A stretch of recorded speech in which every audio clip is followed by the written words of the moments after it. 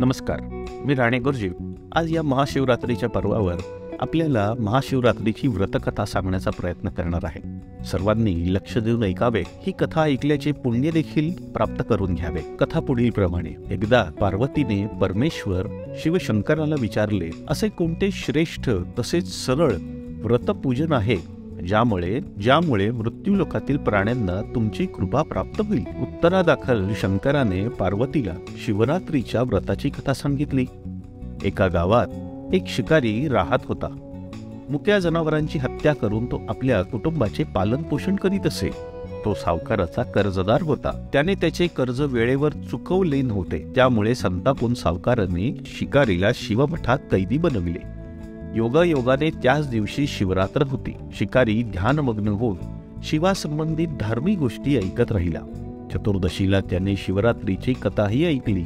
सायंकाळी सावकाराने त्याला जवळ बोलावून कर्ज फेडण्याविषयी विचारले. शिकारी दुसऱ्या दिवशी सर्व कर्ज फेडेन असेच वचन देऊन कैदेतून सुटला.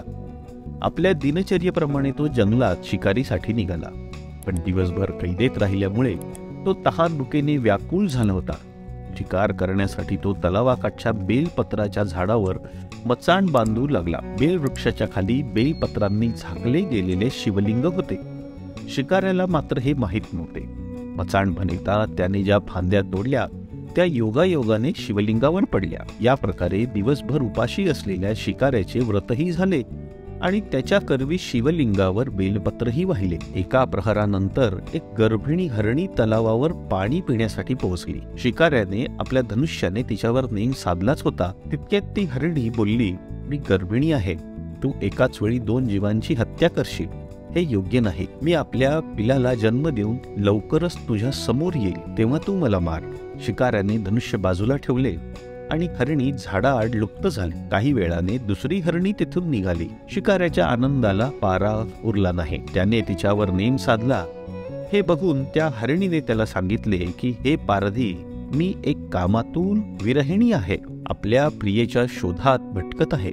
मी आपल्या पतीला भेटून लवकरच तुझ्याजवळ येईन. शिकारीने तिलाही जाऊ दिले.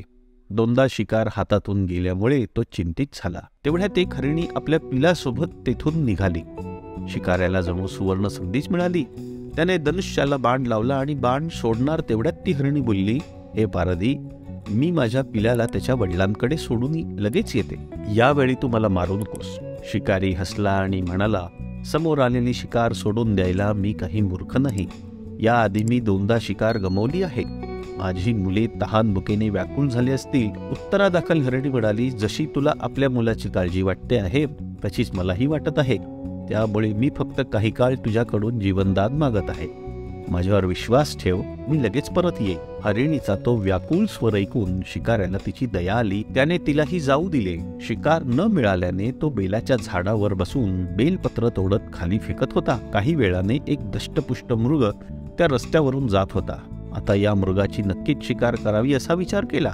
पण त्याच्यावर नेम धरला असता मृग दिनवाण्या स्वरात म्हणाला, हे पारधी, जर तू माझ्या आधी 3 हरिणींना मारली असेल तर मला मारण्यातही वेळ करू नकोस. म्हणजे त्यांच्या वियोगात मला एकही क्षणाचे दुःख सहन करावे लागणार नाही. मी त्यांचा पती आहे आणि जर तू त्यांना जीवनदान दिले असशील तर मला काही क्षणांसाठी जीवनदान देण्याची कृपा कर. मी त्यांना भेटून तुझ्या समोर हजर होईल. मृगाचे बोलणे ऐकून शिकाऱ्याच्या डोळ्यासमोर संपूर्ण रात्रीचे घटनाचक्र आले. त्याने सर्व कथा मृगाला ऐकवली. तेव्हा मृगाने सांगितले, माझ्या 3ही पत्नी येथून वचनबद्ध होऊन गेल्या आहेत. मात्र त्या माझ्या मृत्यूनंतर आपल्या धर्माचे पालन करू शकणार नाही. त्यामुळे तू मला आता जाऊ दे. मी त्यांच्या समवेत तुझ्या समोर हजर होतो. उपवास, रात्रीचे जागरण तसेच शिवलिंगावर बेलपत्र चढवल्यामुळे शिकारीच्या हिंसक हृदयाचे निर्मल हृदयात परिवर्तन झाले. धनुष्य त्याच्या हातातून निसटले. शिवाने त्याच्या हृदयात बदल घडवून आणला. त्याला आपल्या भूतकाळातील कर्मांचा पश्चाताप झाला. थोड्या वेळात मृग सपरिवार शिकाऱ्यासमोर आला. त्या प्राण्यांमधील प्रेम पाहून शिकाऱ्यांच्या डोळ्यातून अश्रू व्हायला लागले. शिकाऱ्याने त्यांना न मारता आपणही मुक्या प्राण्यांची हिंसा न करण्याचे ठरविले. देवलोकातून समस्त देव ही घटना बघत होते. घटनेची परिणिती झाल्याबरोबर देवी देवतांनी फुलांचा वर्षाव केला.